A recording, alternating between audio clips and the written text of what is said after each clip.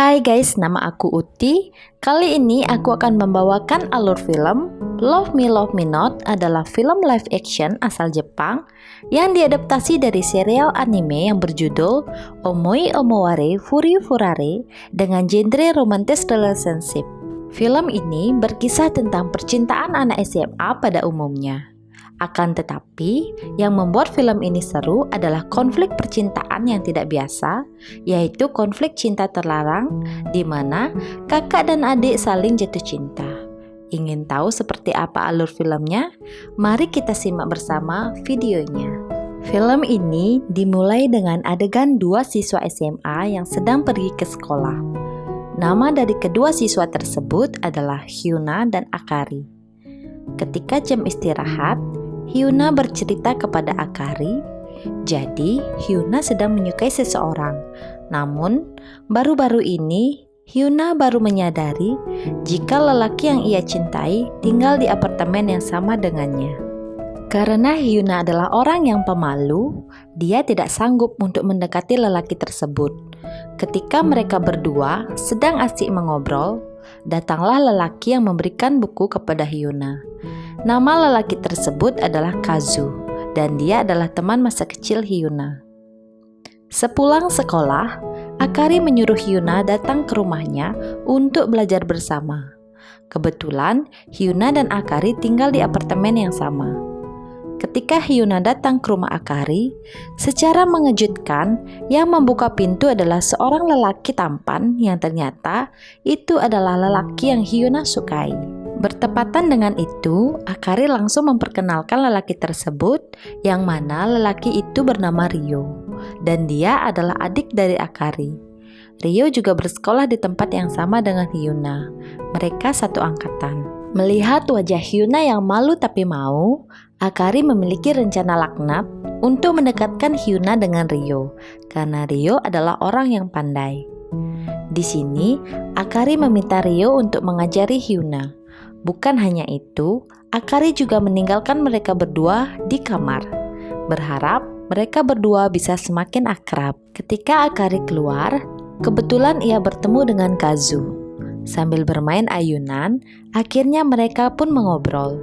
Di sini, Akari bercerita mengenai pertama kali ia bertemu dengan Hyuna, di mana penyebab mereka berteman adalah karena Akari pernah meminjam uang kepada Hyuna. Adegan pun kembali ke Hyuna.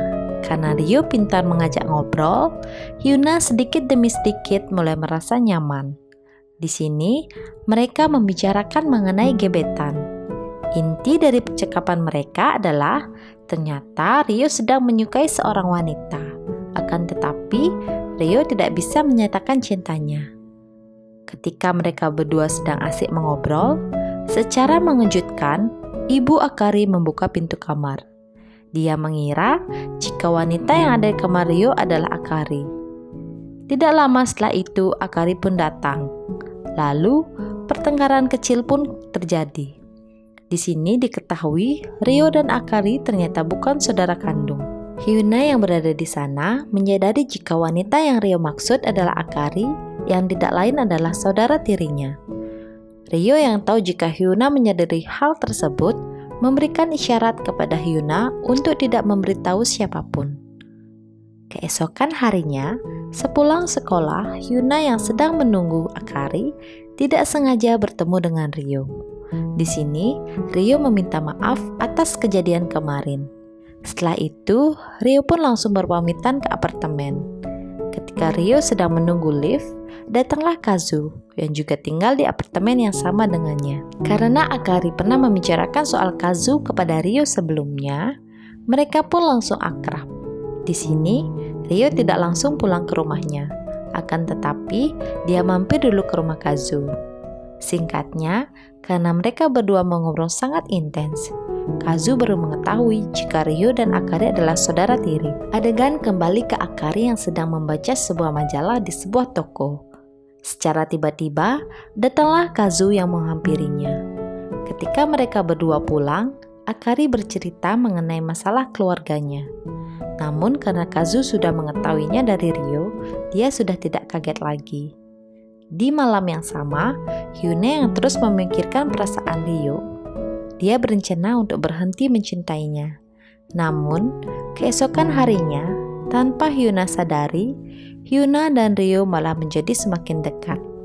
Yang mana itu membuat Hyuna dilema. Di sini, Ryo tidak menyadari jika Hyuna mencintainya. Meyakinkan Hyuna agar segera menyatakan perasaannya kepada orang yang ia cintai. Dan tentu saja Hyuna tidak mau, karena dia tahu jika dirinya pasti akan ditolak.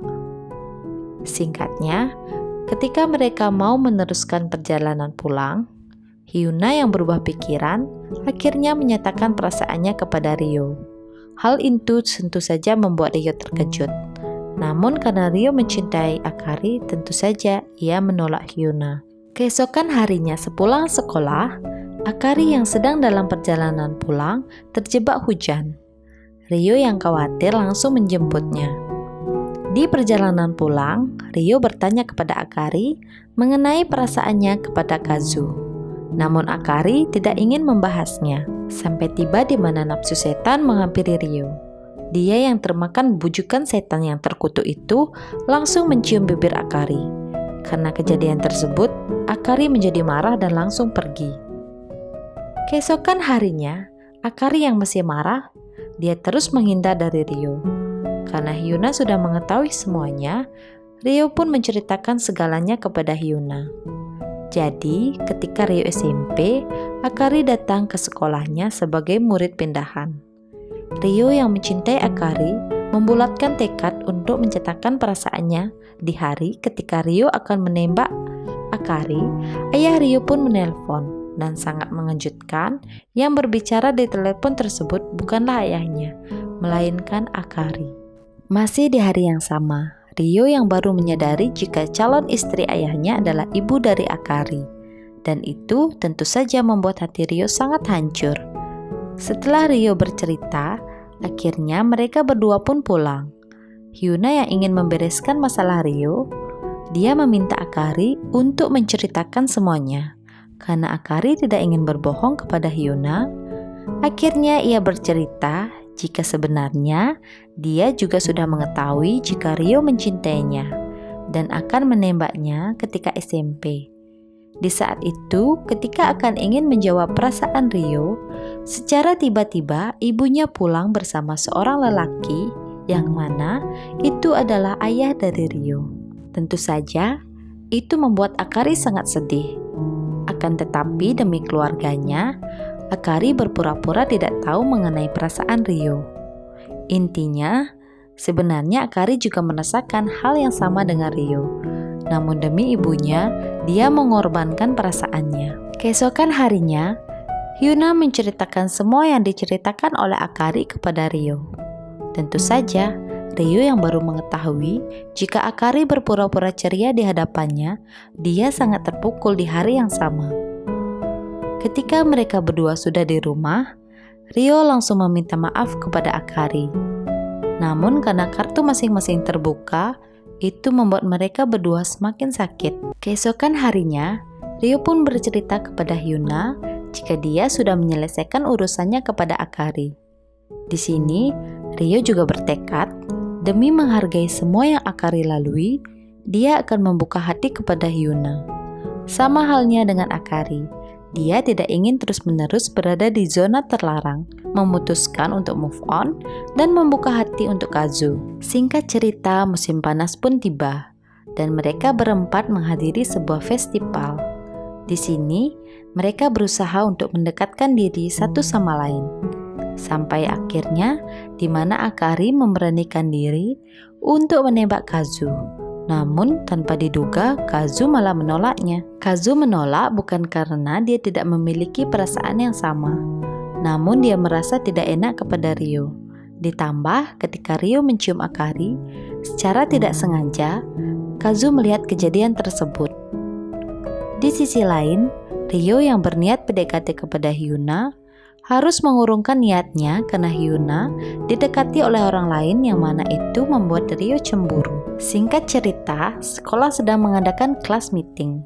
Di sini, Ryo yang membulatkan tekadnya, dia ingin mengungkapkan perasaannya kepada Hyuna. Di waktu yang sama, Hyuna juga bertekad untuk mengungkapkan perasaannya sekali lagi kepada Ryo. Namun kali ini, sebelum menembak, Ryo meminta restu terlebih dahulu kepada Akari, dan dengan berat hati, Akari pun merestuinya. Ketika mereka berdua bertemu, sebelum menyatakan perasaannya, Ryo yang sudah membulatkan tekad memotong pembicaraan Hyuna dan langsung menembaknya. Hyuna yang mendengar hal tersebut tentu saja sangat kaget karena ternyata perjuangannya selama ini tidak sia-sia. Dan akhirnya mereka berdua resmi berpacaran. Hari demi hari pun terus berlalu. Tidak terasa, malam tahun baru pun akhirnya tiba. Akari yang sendirian mengajak Kazu untuk merayakan malam tahun baru dengannya. Di malam itu, mereka berdua kembali mendekatkan diri satu sama lain.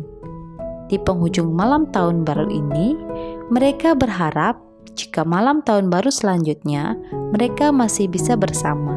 Keesokan harinya, kabar buruk pun datang, di mana kedua orang tua Akari akan bercerai, disebabkan ayah Ryo ditugaskan di luar negeri. Namun Akari yang sudah terlanjur mengorbankan segalanya demi keluarganya, dia berencana untuk ikut dengan ayahnya ke Amerika, berharap ibunya juga ikut bersamanya.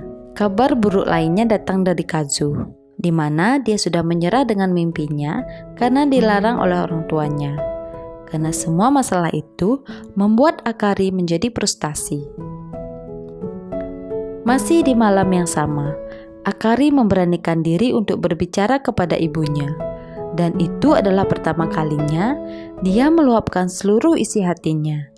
Singkatnya, Akari menjelaskan jika dia tidak ingin keluarganya hancur lagi. Singkat cerita, 1 bulan lagi Akari akan pergi. Ryo yang sudah merelakan Akari menyuruh Kazu untuk menyatakan perasaannya yang sebenarnya kepada Akari. Ketika Kazu pulang, dia pun mengecek loker.